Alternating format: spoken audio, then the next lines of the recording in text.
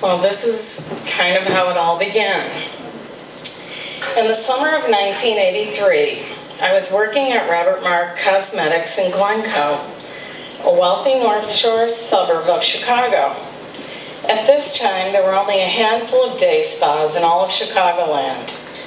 I was trying to make a go of my newly established massage business, and I needed some clients.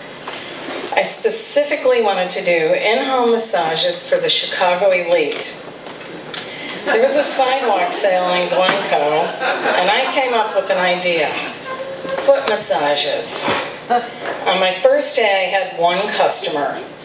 She was an unassuming woman in her early 30s, all of 5'2" tall, with mousy brown hair, khakis, a makeup-free face, and a lack of a pedicure. I massaged her feet and chatted her up for 45 minutes. She generously tipped me $2. Later that day, she called and asked me if I made house calls. I hadn't yet, but my answer was, yes I do. She and her husband were throwing a birthday party for their good friends, a married couple who shared a birthday week. Each year they surprised them with something special. This year the lucky couple was to get massaged by me. I thought this was a great idea. This was the first time I was ever given as a gift. It was a Japanese-themed affair with sushi and sake. Dress code was kimonos. She asked me if I had a kimono, and if I didn't, she would buy me one. I was to join them for dinner. She asked me not to tell the couple why I was there. She wanted them to wonder and squirm through dinner. Even though I was quite sure she wanted them to think I was a geisha, I agreed to the terms. I arrived early and made my way up a long and winding road to a beautiful mansion on Lake Michigan. I pulled up in an El Dorado, a red Cadillac with Clash license plates. Eurythmics' Sweet Dreams is playing on the radio. 3 years later, Annie Lennox is the first entertainer I massage, but that's another story to be written. I brought a full-length red kimono I bought in London and Japanese sandals. I had a fresh pedicure. People were always looking at my feet through the face cradle. The host and hostess came out to greet me in matching short blue cotton kimonos, and the husband offered to show me around the house and help me with my table. It was a spectacular and lavish home. Each room was uniquely themed: the Florida room, the Italian villa, and the French Riviera, with views of the beautiful lake and grounds and the pool.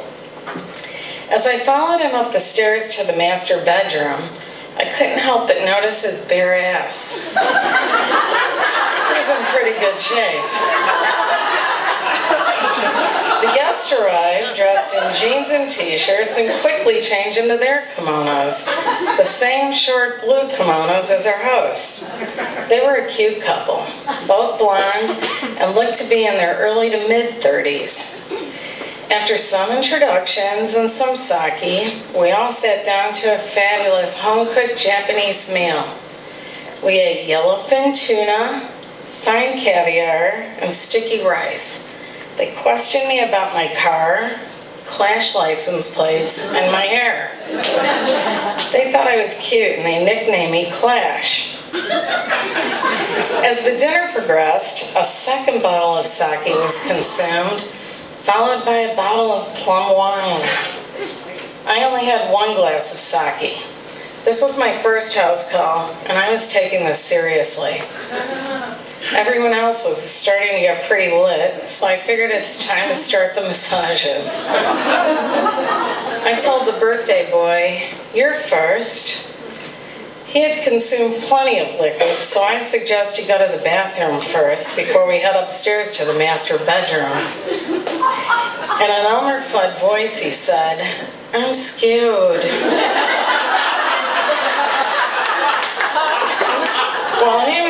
bathroom, his wife figured it out. "You're a masseuse, aren't you?" I knew it. "You don't look or act like a hooker."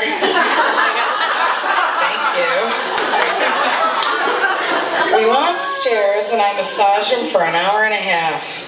He told me, if I wasn't married, I'd want to marry you. A line I would hear many times in this career.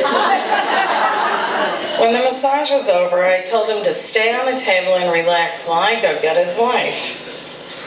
There was a glass elevator and a winding staircase in the middle of the house. The elevator had been converted into a greenhouse full of ferns, lilies, giant tropical plants, and flowers. As I made my way down the staircase and past the greenhouse, the aroma of flowers gave way to the musty, salty smell of sex. I told myself, this must be your imagination.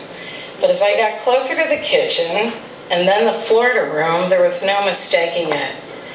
I turned the corner to find the birthday girl lying on her back on the couch while the man of the house straddled her. Their kimonos were open. His wife was on another couch with a cocktail in one hand and a cigarette in the other, just watching them. I cleared my throat to announce myself. "Oh, is it my turn?" the birthday girl managed to say, as she sprang up from under the weight of our gracious host. With a flare of bare butts, she pushed him while simultaneously adjusting her kimono and making her way towards the stairs. He followed us, spilling a drink and announcing he was going to join us so he could show me her erogenous zones. "Go sit down," she ordered him and gave him a little push. At 25, I had yet to learn what an erogenous zone was. But regardless, this was getting a little too weird for me.